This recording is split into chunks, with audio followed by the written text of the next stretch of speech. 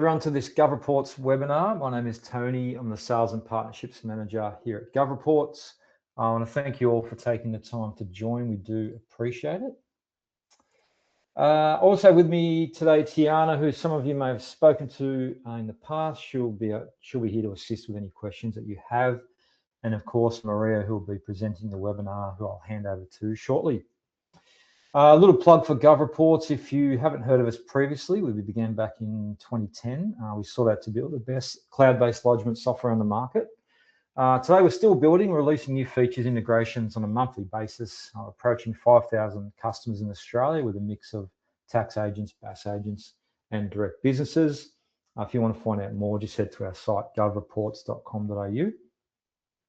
We've got an hour scheduled together today, so we do encourage you to use the time wisely, take some notes, ask some questions. We want this to be a two-way dialogue, so please go ahead and put your questions into the questions panel, which is on the top right, a little question mark there. We'll endeavour to cover those throughout the webinar. If we get a bit of a flurry of questions, we'll try and leave some time at the end to make sure we cover them off. So the focus of today's webinar is planning for retiring or closing your business. We were just having a discussion beforehand, and we're saying how a lot of BAS agents are getting a little bit fed up with all the compliance. So it's certainly on some people's minds at the moment. So if you're in that boat and you're worried about how to handle your affairs or what to do with your clients, this is what we're going to discuss tonight. I'll shortly hand over to today's presenter, Maria Landrelli, but for those of you who don't know Maria, she is the founder of My Accounting Solutions, an MYOB certified consultant, heavily involved with the IPA and ICB, and of course, a long-time GovReports user. I'll be back at the end of the webinar to help close off, but without any further ado, I'll now hand over to Maria to begin the presentation. Thanks, Tony and Tiana. And I can attest that GovReports is the best lodgement software. It's the one software I can't do without in my business. No, thanks, Maria. Okay, so Tony's already mentioned about questions, so we'll get started. Just the AI image declaration. Some of them have me doing things that I wouldn't normally do, so they are created with AI because I can't really juggle, like one of the slides will come up like this one. So as BAS agents and tax agents, we're having to deal with all sorts of things. So we've got the payroll, STP, we've got TPAR, we're closing off the financial year, we've got super and BAS, payday supers coming up. Then we've got to comply with our industry association and etc. We've got need QMS manuals, AML, STP annual authorities, caretakers, engagement letters. The list is endless. So if you're like me, especially at this time of the year, I start to get really, really tired. And I feel like I'm drowning in paperwork. And I think we covered last week planning ahead, but even if you're planning ahead, you still feel like you're sometimes drowning. And that's when you're hitting that burnout stage. And then if you're like me, I'm closer to 60 than 50. And you start to think, well, you know, retirement's coming up and you see others retiring and you go, wouldn't that be good? So just to give you a bit more of a background about me and where I've come from, my last job before setting up my business in 1999 was the head trainer for an accounting franchise for 5 years. And my job was training and supporting new franchisees in the accounting software, budgeting software, setting up their own businesses and how to deal with clients.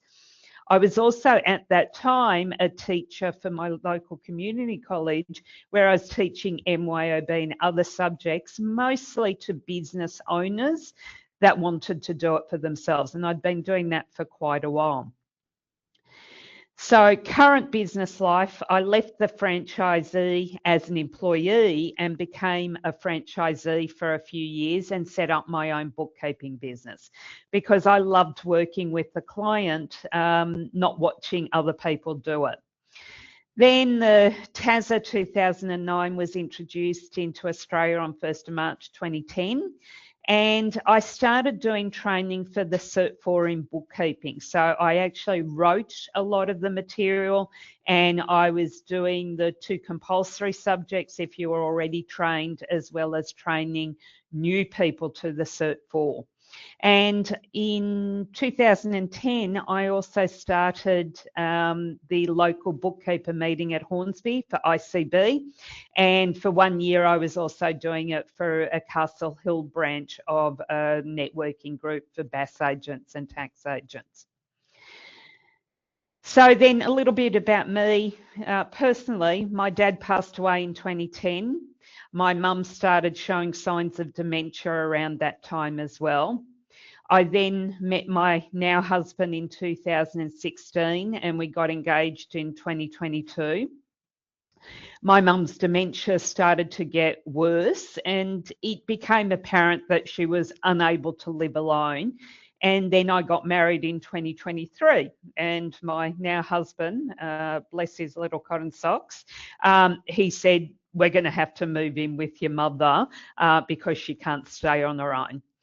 He started having health issues around 2024 and my mum's dementia started to get worse than usual. So we started the usual things that we have to do. So that's probably no different to most people that are our age with parents that are starting to get on. You're having to start deal with not only your own life, but sorting out your parents' life. So if you then feel like you're a roller coaster, this is one of those AI images, by the way, because I never get on a roller coaster. But that's certainly how life feels, like you're on a roller coaster and you're trying to juggle so many different things. So starting to think about the past and think about the future. 2005, I tried hiring someone to help with the admin of my job, and it didn't really go all that well because I found, I think I have a bit of a perfectionist profile, and I was going to correct everything she was doing. And I went, well, what's the point in paying her? I may as well just do it myself. So like most business owners, we tend to just fit more in and do more. So instead of working a 30-hour, 8-hour week like most business employed people do, I think I was doing more like 45, 50, 60. And when I started teaching the Cert 4 in bookkeeping, I was actually doing a lot more than that. And I really was burnt out at that time. July 2021, a friend and colleague got a 3rd cancer. And we had done our accounting together and she decided not to seek treatment but let nature take its course, and I took over about 8 of her clients and it was an absolute mess.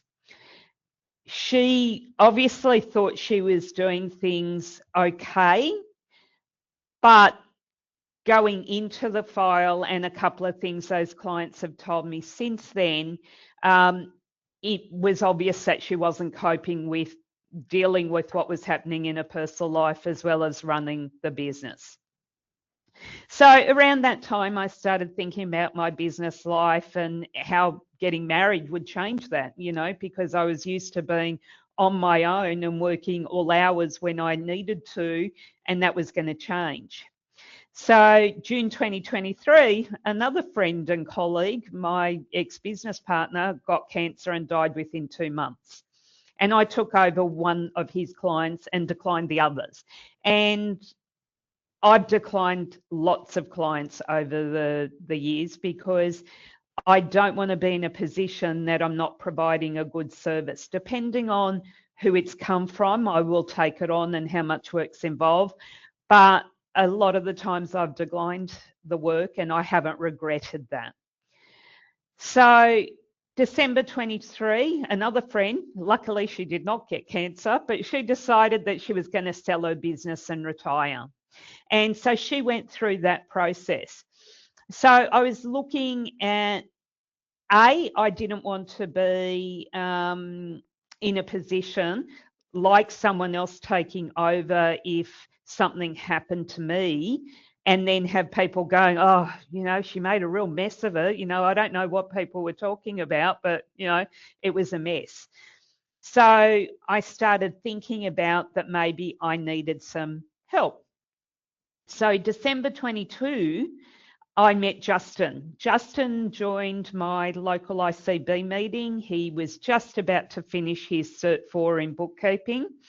And in his previous life, he had been writing computer programs.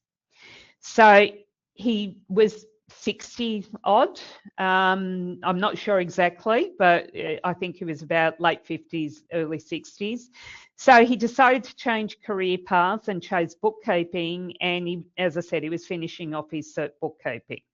So January 23, I thought I met with Justin, and I went, I could really need the help. You know, mum's getting older, getting married. He can help out with client work. So I spent a lot of time training him and reviewing his work, taking him to clients, training days being offered, giving him one-on-one training. So June 2023, Justin decided that bookkeeping was not for him. His exact words were, in my previous life, I wrote programs so I didn't have to deal with this shit. And bookkeeping is not for everyone. He obviously thought it was a way to go. I could do this part-time, get a couple of clients, keep, you know, busy, but he didn't realise, I don't think, what was involved in doing bookkeeping and what we do. It is, you know, regular, systematic, following procedures. It's the same old, same old. You might have different clients and every client is different, but the basic core is the same of what we need to do. So 2023, I still hadn't found a solution, and I was at a quarterly therapy lunch with two friends, Ali and Barbara. And Barbara mentioned she wanted to find some part-time work as she'd finished work in 2022 as health issues because she didn't want to work full-time anymore, but really wanted to do some work. So Ali and Barbara and I had met when I'd trained them as franchisees, and we'd kept up the friendship from when they left. So I mentioned I was looking to hire someone to help, and Ali had also mentioned she could do some help. And so we said, look, we can't offer you each like the hours you want, but between the two of us, you know, this should be what we can help you, you can help us. Now, I thought I was safe here because I had trained both Ali and Barbara previously and I knew what they were like. So I met with Barbara privately in December 23 and she started working for me in January 24. Now, Barbara was 69 at this point in time, and I hadn't really thought that far ahead. It was more, I'd tried with someone else, it didn't work out. I know what skills Barbara's got. It'll help me in the meantime. All I was thinking about at that time was getting some help to help with the workload. So I spent time showing her two clients, and it was on a software she was very familiar with. I hadn't even introduced her to other software, other clients.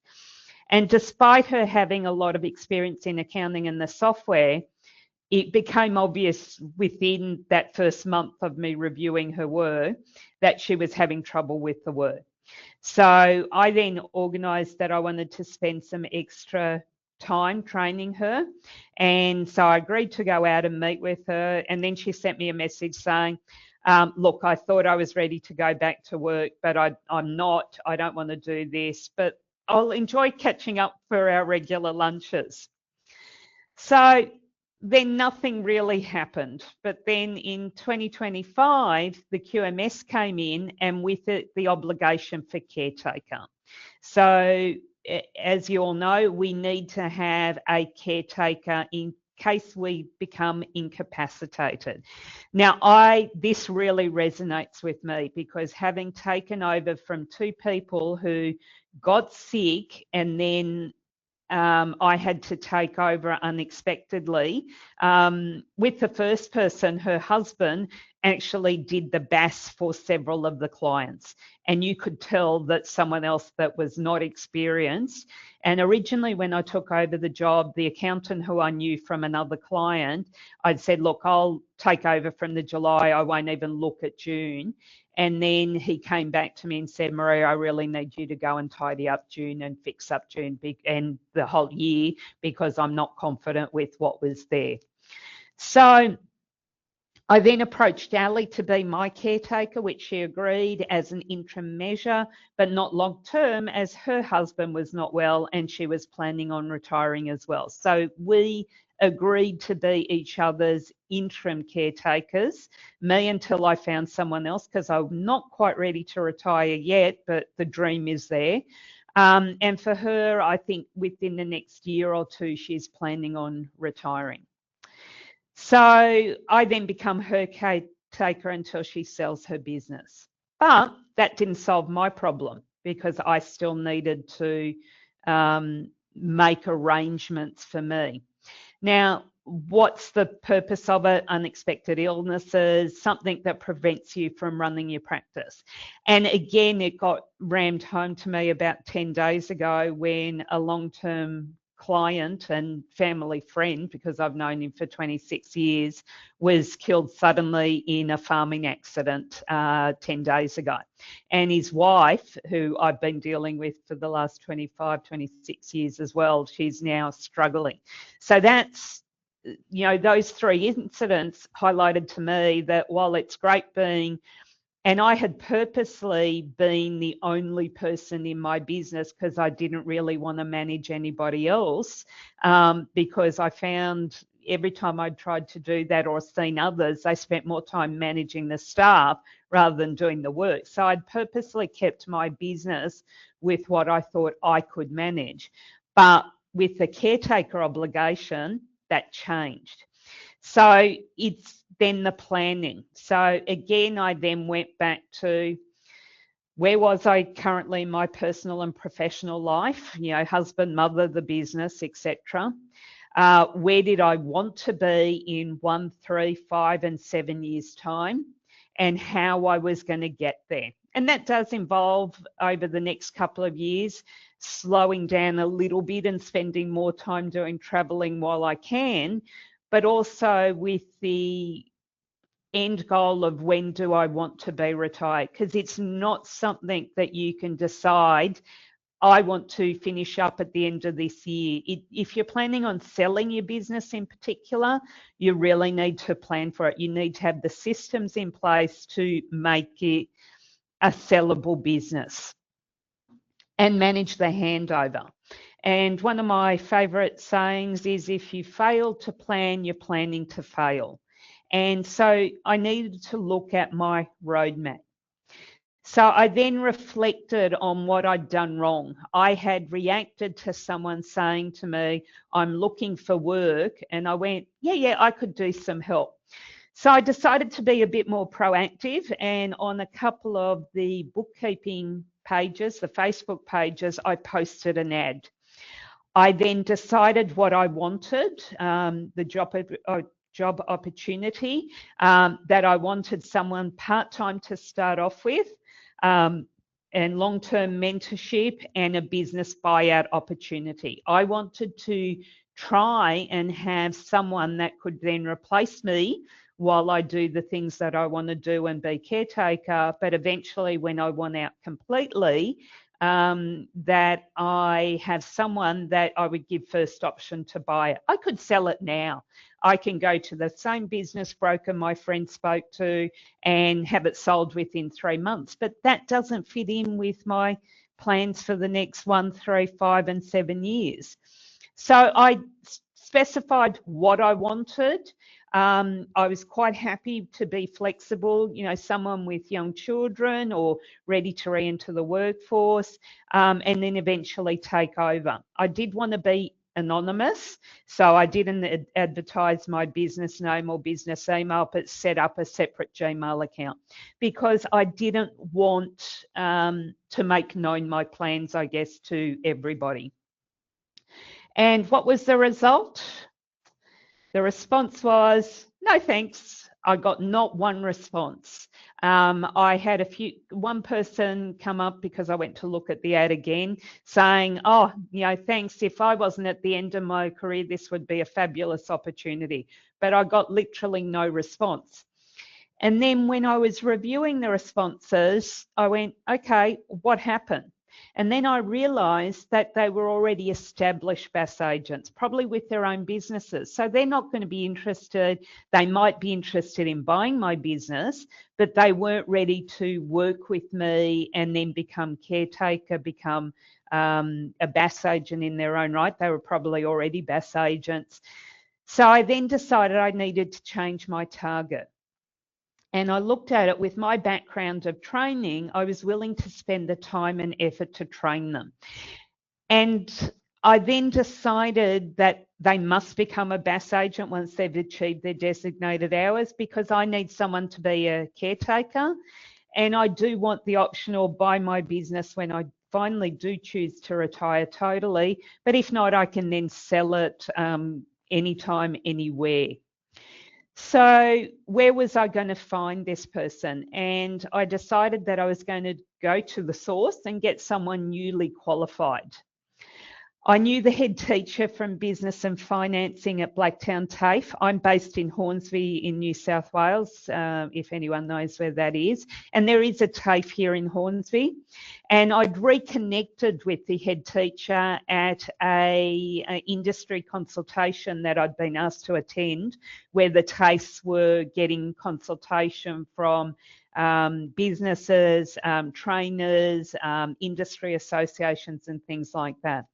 So I contacted her with my ad and she agreed to share it with other head teachers in business and finance.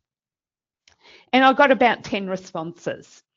So life got busy again. This was about October, November. My plan had been to look for someone in the November, December and have them start in January, but a few roadblocks came my way.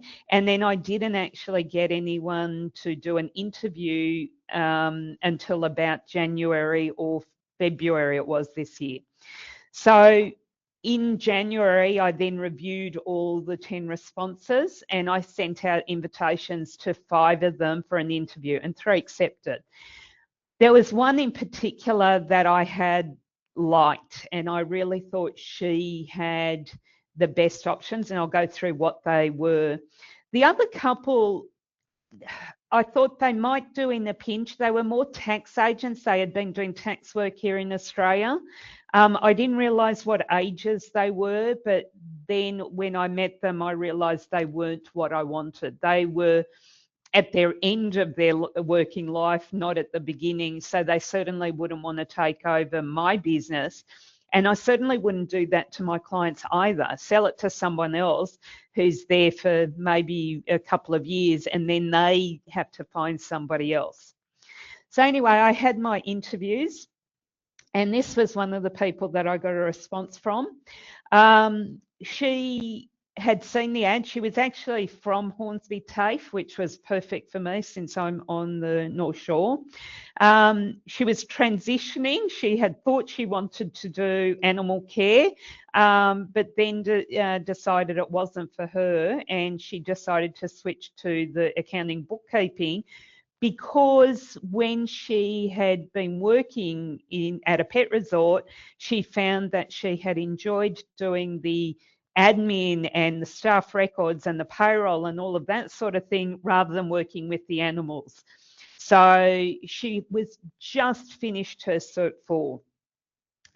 And this was then part of her resume. So she'd been working at a pet resort, she'd worked at a vet, she had worked, so everything had been around that animal husbandry type position.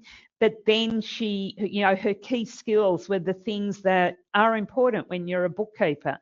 The training that she had been doing while she was still working was around bookkeeping and accounting and things like that.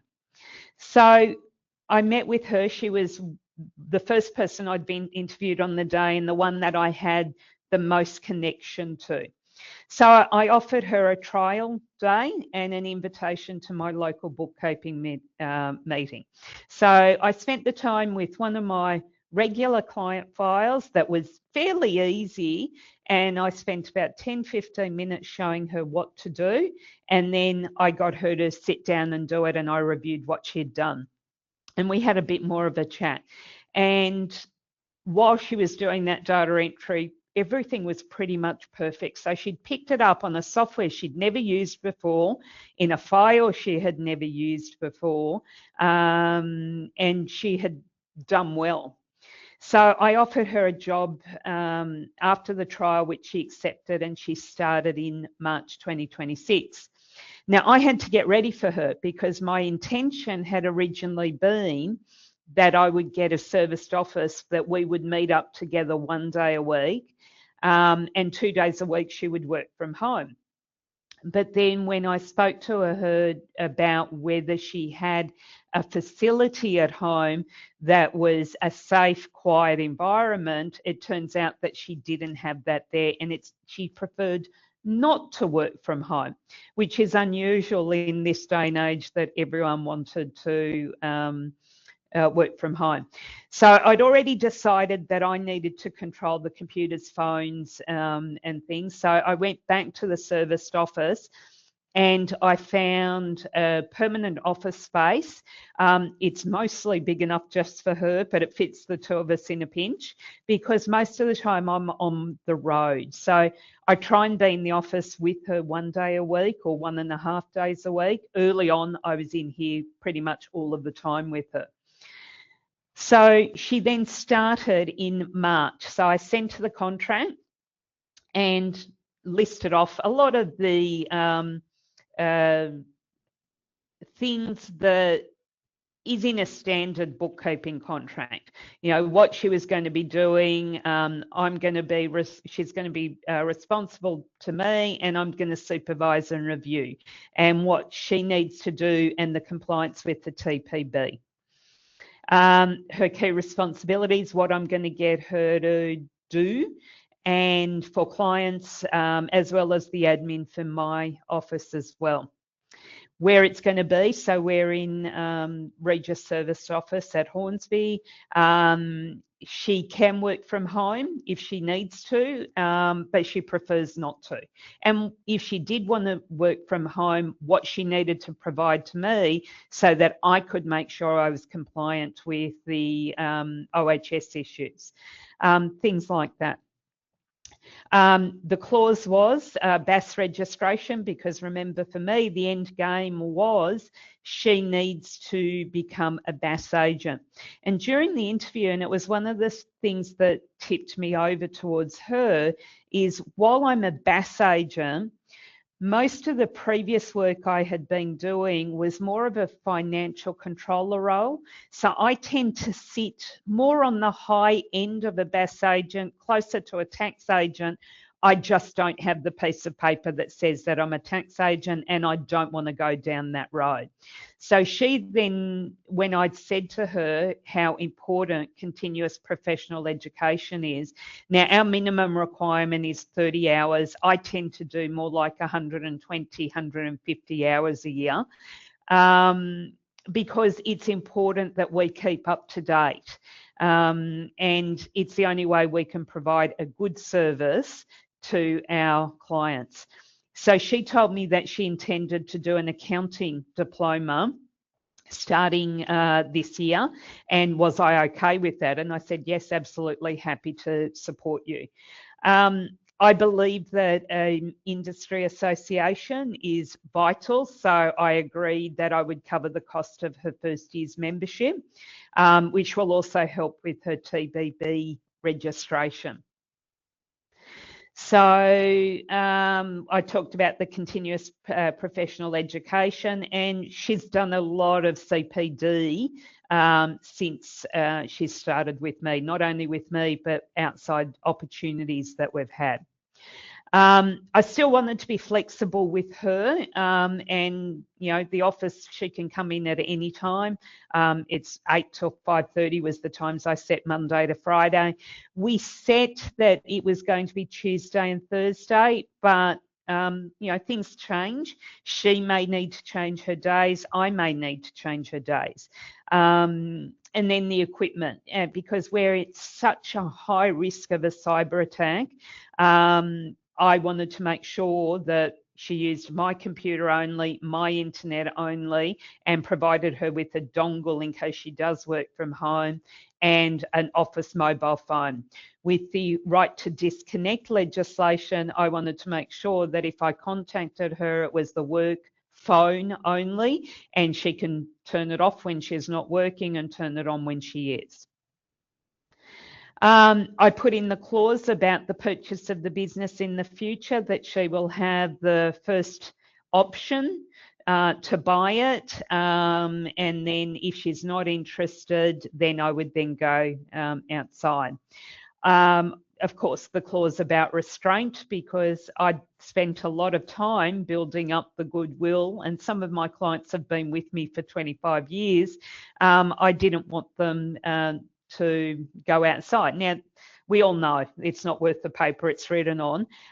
However, I still needed to put in the clause to give me a little bit of protection.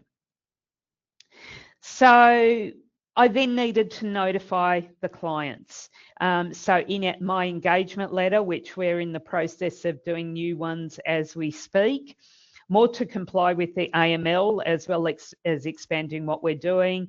I've got the clause in there about the utilising the other workers.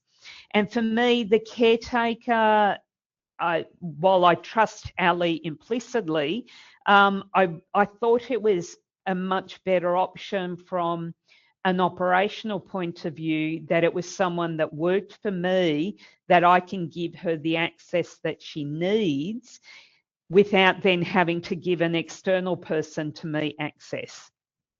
So in my new engagement letters, it's talking about the utilisation of other workers and the caretaker again. But of course, I had to send out my caretaker letter. And at the time, I then made some changes, because everyone emailed me, and I wanted to be able to have other systems in place that if I wasn't there. So I started off with, what is it? It's a TPB requirement that we have a caretaker. And obviously nobody rang that, because I got several questions was, are you okay? Is everything all right? And it was, yep, everything's okay, but we're just planning ahead. I explained what I'd seen with 2 colleagues getting sick and passing away suddenly, what a mess it was for the clients, and I didn't want to put them in that position. So that I'd implemented 3 new changes. So introducing my team member. Now, her name isn't Star Employee, but she is a Star Employee, and I've got her mobile number and her email address. So in case they need to contact her directly, but reassuring them that I'm going to be mentoring and supervising everything that they do. While I will monitor my emails and they can still contact me direct, I've set up a generic one for her and a generic one for GovReports, actually, so that we both can see the things that come through. And then the details of the caretaker to remind them. Now, I did have one pushback, so typically from a lawyer, I don't want to deal with anybody else, and I've then spoken to my accountant and they can take over everything. So I said, well, look, nothing really changes. I'm still going to be doing the work, but it's in case something happens to me. You've still got something else. You can then choose to go to your accountant, and that's fine. And if that's the option you want to choose, I will give you a different letter saying you've declined my caretaker arrangements and choosing to go on your own. But what if I don't want to do that and I do want to go with you, but what happens then? And I said, well, you're a lawyer. With every contract, you can opt, in this case, you can opt out of it. At the time, if something happens to me and they contact you, you can say, no, thanks, I don't want to do it. But I put in a clause that it can be revoked at any time by providing written notice to me, or in the event of something happens to me, not to go ahead with my caretaker arrangements and make internal arrangements of their own. She ended up signing it. She hasn't had an issue. And it's been interesting because a lot of clients have come back and dealing with her, because she is contacting them slowly but surely, and they're going, oh, Stephanie's going to do this. Oh, that's great, you know. So a lot of them are reassured that I've got something in place there. I haven't mentioned the end game to them, except to one person today, because we were talking about something else. And they went, yeah, that's actually a wise choice. And I think most of my clients would go down that road as well. So GovReports always comes into it. I set her up as a user, and I set her up as a preparer at the moment. It does have the option that it's a partner or a lodger, and eventually, once she is a BAS agent in her own right, she will be a lodger. At the moment, all she's doing is currently preparing IASs, because they are the simplest things at the moment. They're easy to do for about our 10 clients that we do monthly IASs. And then once she's got a lot more experience and those errors come down, because she's young, she's only in her early 30s. A bookkeeping BAS position is completely different to a bookkeeper position employed by a business themselves. So she's actually picked it up really, really well. The test for me was we had a rescue to catch up with, I think it was about 9 months worth of data, because I'd been trying to do it, but I hadn't run out of time. And there were about 1,500 transactions. And when I reviewed it, out of 1,500 transactions, she'd done it only a little bit slower than me. And there were only 2 errors that were so minor errors that you normally wouldn't have worried about it. So I can see that she is the right person for the role. She's still on probation, but I'm going to be reviewing that with her this month. I haven't told her that yet, and increase her salary, because even though I didn't want to stick to the award, she needs to be rewarded and keep her motivated. Now, this is the person when I go, look, just leave early, you know, you've done great work this week, and it's more, I can't keep up with the work that I need to give her because she churns through her. And her, are you sure I can do something else? What do you want me to do? You know, I'll leave her things thinking it'll take her 2 or 3 days, and she's completed it. So if my only criticism of her, which I'll bring it up in the review, is she needs to slow down. It's better in our industry to check it twice and only do it once, rather than do it and then have to go and fix it. So that's probably my only criticism of her, but she's coming along. So I've had to make some changes, and if you were at the presentation last week, you'll see that I've combined my yearly planner for my business with my caretaker, so that she has all of the client details. So obviously these are fake details. So the client's name, the contact, their address, their telephone number and email addresses. Have we done all the things that we need to do, which is currently doing the STP annual authorities at the moment, engagement letters, we've done the caretaker letters, we did payday super authority letters. And then what else do we need to do? Do we need to do payroll tax? Because some of our clients have payroll tax.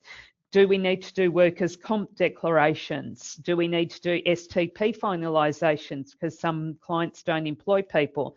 Do we have TPARs to do? So we've got a checklist that she's updating when things are done. I've got a workflow of the clients, and as I said, I'm still doing the BASs. She might be doing the work, but I'm the BAS agent. It's still my responsibility to make sure it's correct and teach her. She gets frustrated when I show her, oh, there was an error. Oh, what did I do wrong? Oh, and if it was me, I'll say, no, that was me. I told you the wrong information, or this is why you made the error. And she gets frustrated and upset that she's made an error. And I'm going, we all make mistakes, and you only learn from making the error, not necessarily from being shown what to do. So, you know, you're constantly learning. But I can see she's been with me now 2.5 months, and she's really picked it up well. But I'm taking it very slowly. There's more I can put on her, but until I'm confident, it's baby steps. So there's certain things, as I said, the IASs is something that she can do. So in the off months of an IAS, she's doing that. I'm then doing the BASs. She's still going in, getting all the information, preparing it. The client signs it because I use the GovReports e-signing on everything. When it comes through as signed, she's not lodging it. I'm going to double check the figures before I then push the button to lodge it. So that's where it's coming in really useful, because I can get her to prepare it without adding her to my portal, but I can still review that everything is going through correctly. That's my job and my responsibility. So again, if you fail to plan, you're planning to fail. So there's a couple of things that you need to decide if you're looking at retirement and closing your business. So decide on your exit timeline. When do you want to exit? Is that going to be in 2 years' time? Is it going to be 3 years' time? Is it 5 years' time? You know, decide on your exit structure. Do you want to do a sale to somebody else? I've got a caretaker provision, but I want to leave completely after a short handover. Do you want to do a gradual transition, reduce your hours over 6 to 24 months while introducing the buyer to the clients? Internal succession, which is the option I decided to go with, to sell to an employee or somebody else. I haven't got a family member, but that's what some people have done. They have taken over a bookkeeping business from a family member. Or merge into another firm, which is becoming more and more common. I know that there's a accounting firm in Western Sydney that just keeps on buying bookkeeping businesses. Now, I'm sure their main intention is to convert them then to a tax client, but they want to buy bookkeeping businesses, and they keep buying bookkeeping businesses. So what's the biggest risk in the bookkeeping sales, and it's for any industry, is the client losses, because most of the time there's a retention. So, you know, you need to introduce the buyer personally. You need to assist during the handover, stay involved temporarily, and that might be 2, 3 months or 6 months. Help reassure the client. My friend that sold her business in 2023 got quite upset that none of the clients contacted her, and the new person that's buying it didn't contact her for her help. And the person may change things. She may lose clients. So she said, I'm not counting on the retentions after the year. But I think as business owners, these are our babies. We've created and nurtured this business, and our clients are our little babies that we look after, and we take it personally. And I think you have to take that out of the equation, because once you sell it, it's not your business anymore. It's that new person's business.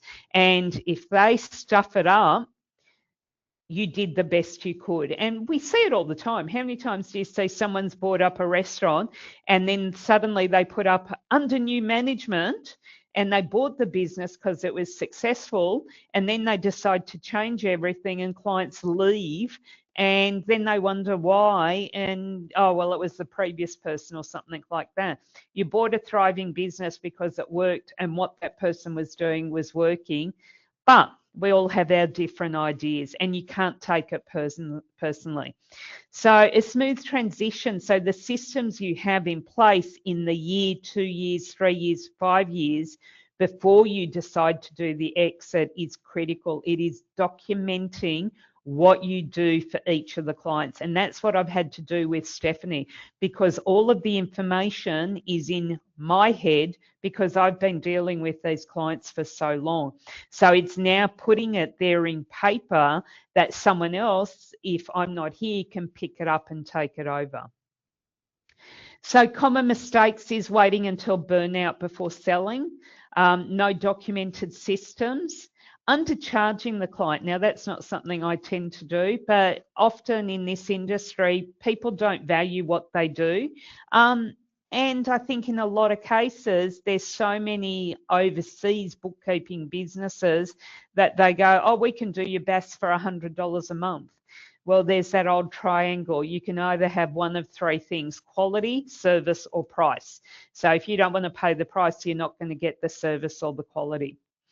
It's too dependent on the ownership relationships, and that's the issue that I've got, because all this time that I've been in business, it's about me and what I provide to the clients. I didn't have that I could delegate it to someone else. So I had sold clients previously, and I found the person that took over, I think he pretty much lost them all within 2 years.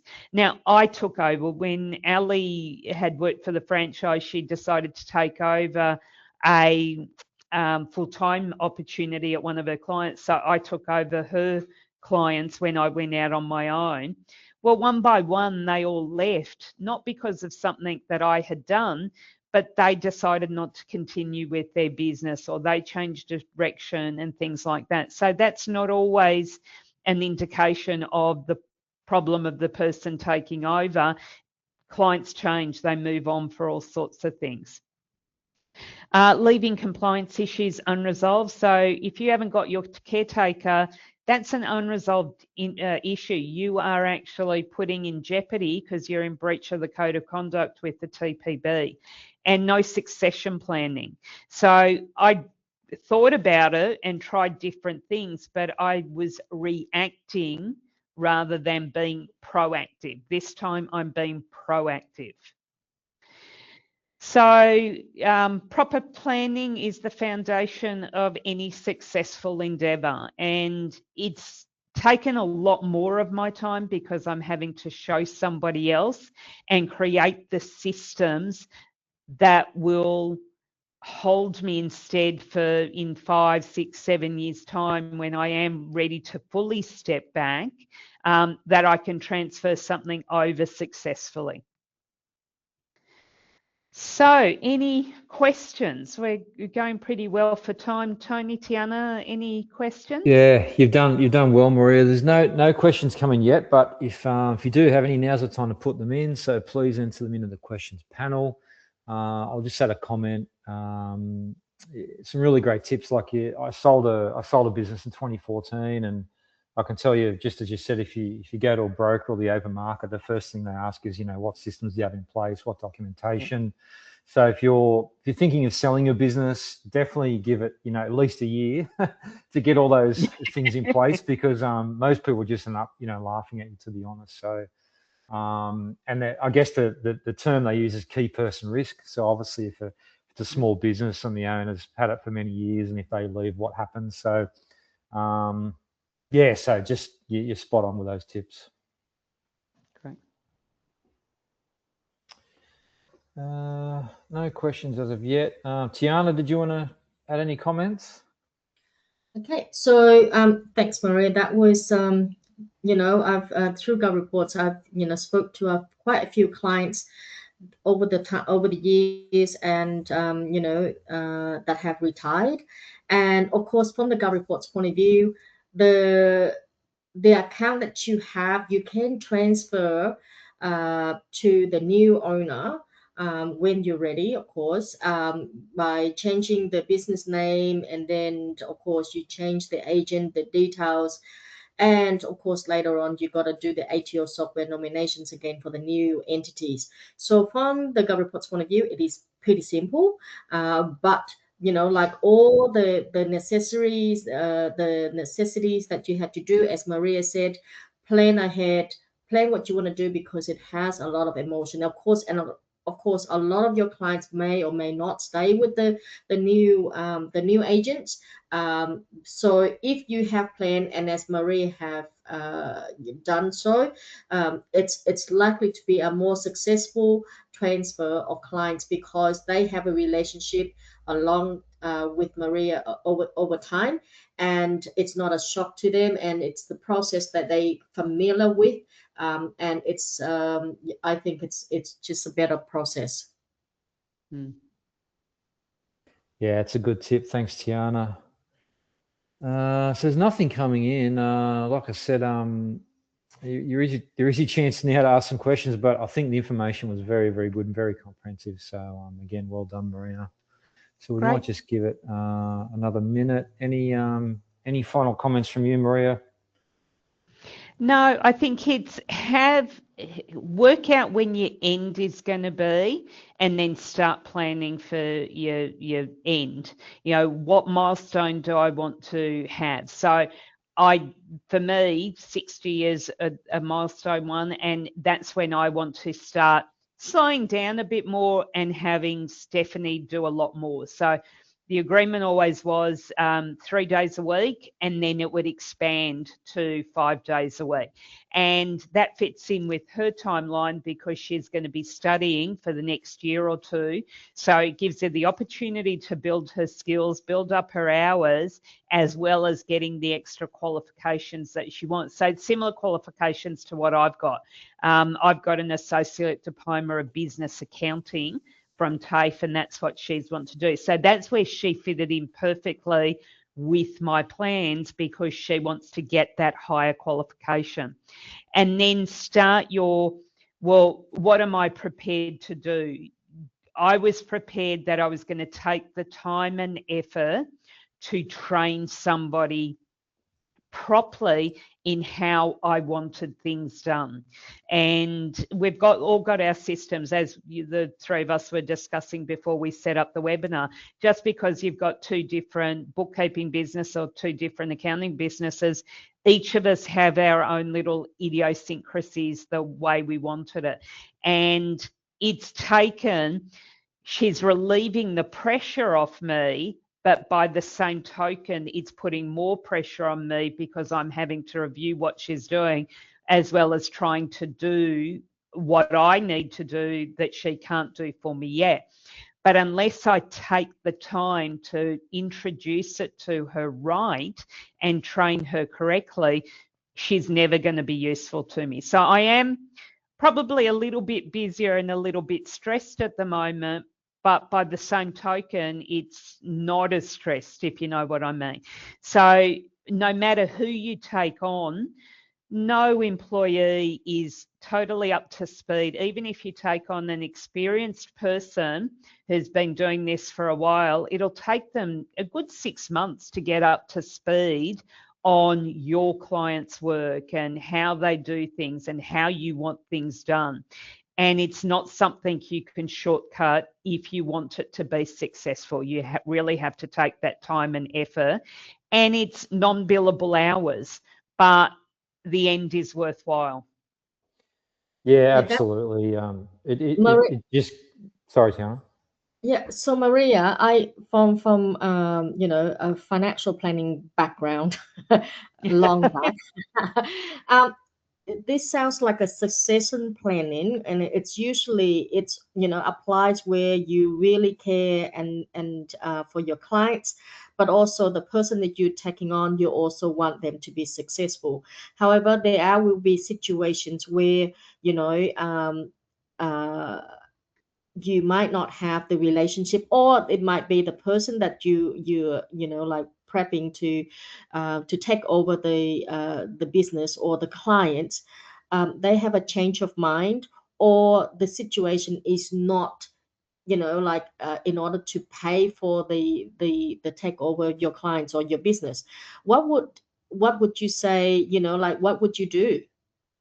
Well, that's why I had it in the contract. She has the first option before I put it out to the marketplace. But if she's not interested in taking over the business, then I would go to a business broker that our mutual friend up in Cairns did in December 23. I actually had them coming to present out because that was one of the other options that I had.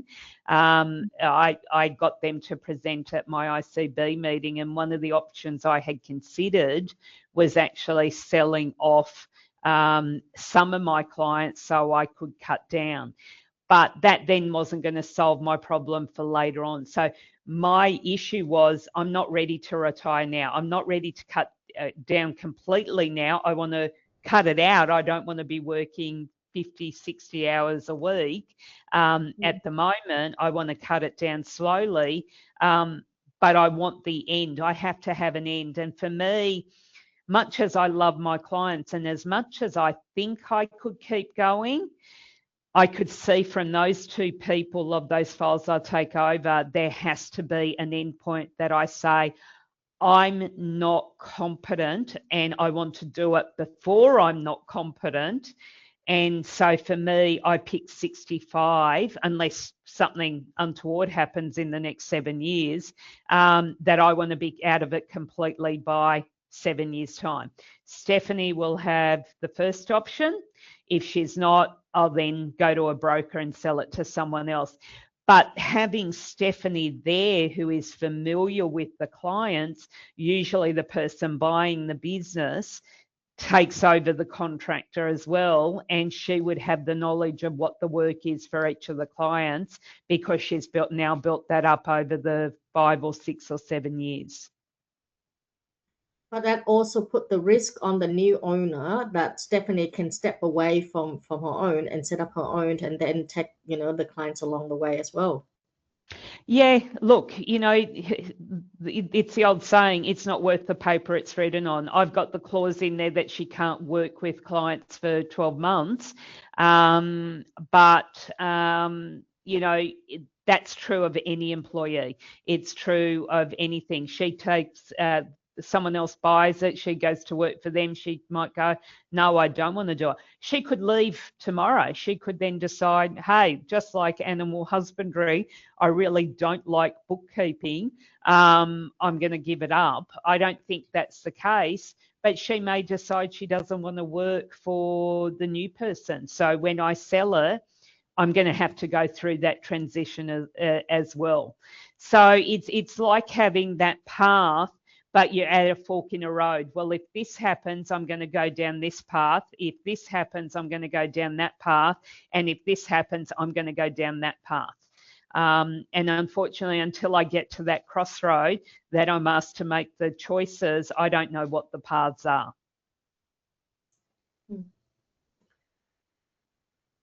Thanks, Maria. Yeah, very interesting. So we haven't got any questions. We just got a lovely comment from Avril saying, thanks, Maria, wonderful webinar, really interesting and helpful. So appreciate the words there, Avril. Great, thank you. But we're at 5:58, so there's no other questions coming in. So you happy to wrap up, Tiana? Yes. Yep, thanks. perfect. Well, thank you, everyone. Thanks everyone for attending. Thanks, Maria, for an awesome presentation. Yeah. Keep an eye out for more webinars coming up on our website, govreports.com.au. If you have any questions, feel free to reach out to us, but we'll hope to catch you next time. Good night, everyone. Night. Bye.